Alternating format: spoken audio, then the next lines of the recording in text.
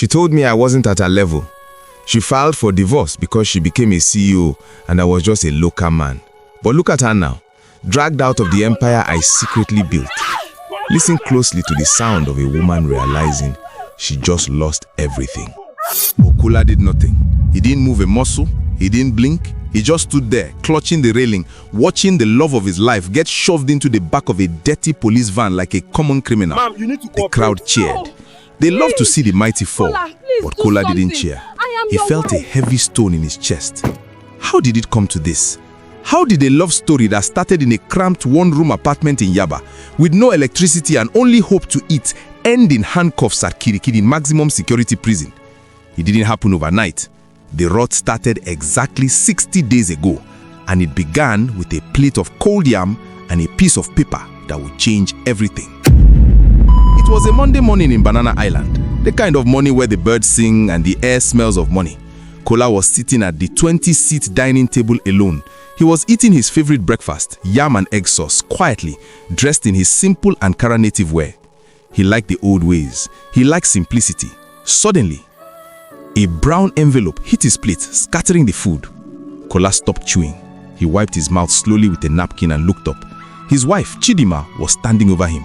She wasn't smiling. She wasn't the Chidinma who used to laugh at his dry jokes. She looked at him with pure, unadulterated disgust, like he was a cockroach crawling on her white designer dress. "Sign it, Kola, right now. It's divorce papers. I want you out of my house by tomorrow morning." Kola stared at the envelope, then at her. His heart missed a beat, then hammered against his ribs. "Your house? Chidi, what are you saying? We built this life together, 15 years. Don't you remember when we drank gari because we had no money? Don't you remember when we slept on the floor?" Ha! God forbid. Look at you, always talking about the past. That is your problem, Kola. You are stuck in the gutter while I am flying in the clouds. You are a local man.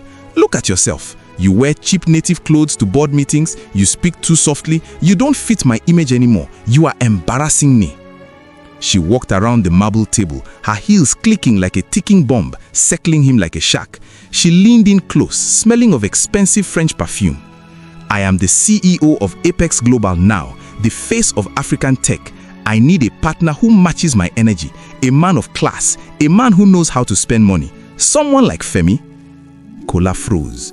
The blood drained from his face. Femi? The CFO? The man Kola had hired straight out of university when no one else would give him a job. The man Kola treated like a younger brother. "You are leaving me for Femi, the boy I mentored?" Femi is not a boy. He understands the billionaire lifestyle. He knows how to live. You are just a wallet. You are dead weight dragging me down. Sign the papers, Kola. I am being generous. Take this small settlement and go back to the village where you belong. You are not at my level. That sentence broke something inside Kola. You are not at my level. It wasn't just an insult. It was a declaration of war.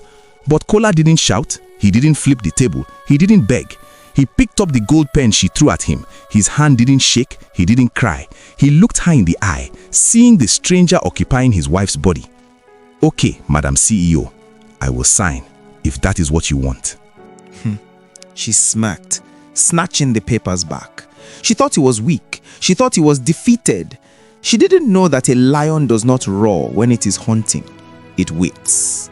Chidinma made a mistake. A fatal calculation fueled by her ego. She thought she was the smartest person in Lagos.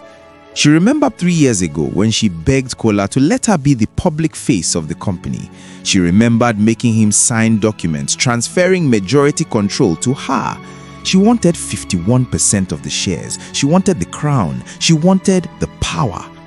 But she forgot who Kola was. She forgot that Kola's father was a royal chief in the village, a man known for his wisdom and a ruthless lawyer in his prime. And she forgot the proverb his father taught him on his deathbed. Only a fool tests the depth of a river with both feet. Before Kola signed those papers years ago, he had done something Chidinma never suspected. He swapped the pages. Chidinma signed a document giving her the title of CEO and a salary increase. But Kola signed a document keeping 60% ownership and full voting rights. For 3 years, he let her play boss. He let her take the interviews. He let her feel powerful. But now, sitting in a cheap hotel room in Ikeja, watching the ceiling fan wobble, Kola went to work. For 60 days, he lived in silence. He didn't answer her calls. He didn't fight for the house. Instead, he hacked. He used his master admin keys Chidinma didn't even know existed, to access the company's servers. Night after night, his eyes red from the computer screen, coffee cups piling up on the desk, he dug through the financials. He was looking for a reason. He was looking for the truth. And what he found made him sick to his stomach. It wasn't just an affair, it was a robbery. Money transfers, 5 million naira here, 10 million naira there, disguised as consulting fees, all going to a shell company registered in the Seychelles, but pointing back to a local account, Femi Global Consulting. His wife and her lover were not just breaking his heart, they were looting the empire he built with his sweat and blood. 200 million naira gone, stolen to fund their trips to Dubai, their designer bags, their arrogance. Kola watched the printer spit out the evidence, page after page of betrayal. He organized the receipts. He put them in a thick black folder. He looked at the calendar. December 15th, the annual board meeting. He closed the folder. Okay, let's go to work. The day of reckoning arrived at the prestigious Echo Hotel and Suites. The air smelled of expensive cologne and opportunity. The room was full of senators, oil magnates, tech gurus, and the media. Chidinma stood on stage, glowing. She wore heavy gold jewelry that glittered under the lights. Femi stood next to her, wearing a suit that was too tight, grinning like a hyena who just found a carcass. Welcome, distinguished ladies and gentlemen. Apex Global has had its best year yet. We are untouchable, and as part of our new vision, I am happy to announce that we are cutting off the dead weight. We are removing the old leadership to let this company fly into the future. The crowd applauded politely. They knew she was talking about her husband. Rumors spread fast in Lagos. Femi leaned into the mic, laughing.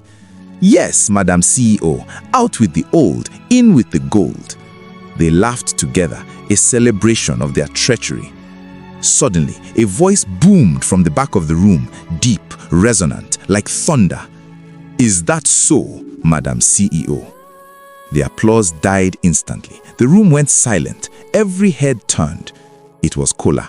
But he wasn't wearing his simple Ankara today. He was wearing a bespoke midnight black suit. He was clean-shaven. He looked like a king coming to reclaim his throne. Security! Security! Who let him in? Get him out! That is my bitter ex-husband. He is trespassing. 2 security guards stepped forward, but stopped when they saw the look in Kola's eyes. Kola walked down the center aisle. He didn't shout. He didn't run. He walked with the slow, heavy steps of a man who owns the ground he walks on. I am not trespassing, Chidinma. I am the chairman.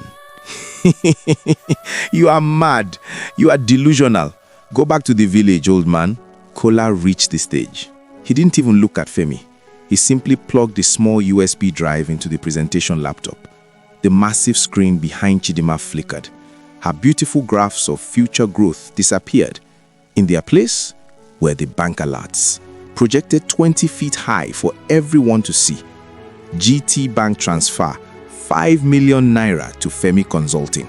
Access Bank transfer, 10 million naira to Femi Consulting. The dates, the times, the sheer volume of the theft. And finally, the legal documents stamped by the Corporate Affairs Commission proving Kola owned 60% of the company. The crowd gasped. Jesus! Someone shouted. They are thieves! Shouted another. Femi looked at the screen, his face turning ash gray. He tried to run toward the fire exit, loosening his tie, but security guards blocked the doors, arms crossed. Chidinma looked at the screen. Then she looked at the audience. Then, finally, she looked at Kola. Her arrogance evaporated. The gold jewelry suddenly looked heavy. Her knees began to shake uncontrollably. Kola, please, turn it off. Everyone is looking. We can't talk. I am your wife. Please. Kola looked at her. He didn't see the CEO anymore. He saw a scared child caught with her hand in the jar. He leaned into the microphone, his voice echoing through the speakers. You were my wife, Chidinma. Now, you are just a thief. He turned to the board of directors, who were sitting in the front row, stunned. Distinguished members of the board, I move to terminate the employment of the CEO and CFO immediately for gross misconduct, fraud, and embezzlement. All in favor? Every hand in the front row went up instantly. They didn't hesitate. The ayes have it. Kola looked at Chidinma one last time as the police entered the room. You said I wasn't at your level, Chidi.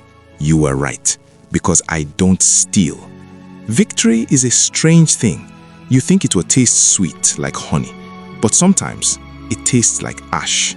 Seeing her in prison wasn't a triumph, it was a tragedy.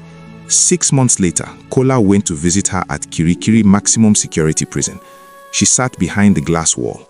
Gone was the designer dress, gone was the wig, gone was the makeup. She wore a loose grey uniform that smelt of bleach. She looked small, broken. She picked up the phone. She was crying. Kola, please, look at me. I am suffering. The food is terrible. The women here, they beat me. I miss my life. I miss you. Kola listened. He felt a pang of pity, but he pushed it down. My lawyer told me. He said you paid his fees. He said you asked the judge for leniency. Why? Why, Kola? I tried to destroy you. I stole your money. I insulted you. Why did you help me get a lighter sentence? Kola looked at her. He looked for the ambitious, bright-eyed woman he used to love in the one-room apartment in Yaba. But that woman was dead. She had killed her with greed. Because, Chidi, you forgot who I was. You thought I was a weak man because I was kind. You thought my silence was stupidity. But kindness is not weakness. I'm sorry, Kola. I'm so sorry. Kola stood up to leave. He placed his hand on the glass just for a moment. I helped you because I am not you. I don't destroy people just because I can. You wanted the world, Chidi, but you lost your soul to get it.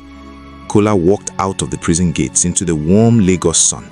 The air smelt of dust and exhaust, but to him, it smelt like freedom. He was alone. His mansion was empty. His heart was scarred, but as he got into the back of his car, he realized something important. She said he wasn't at her level, and she was right. She was chasing money, status, and applause. He was building a legacy, and a legacy cannot be stolen. It can only be built, brick by brick, with integrity. But Kola made one fatal mistake.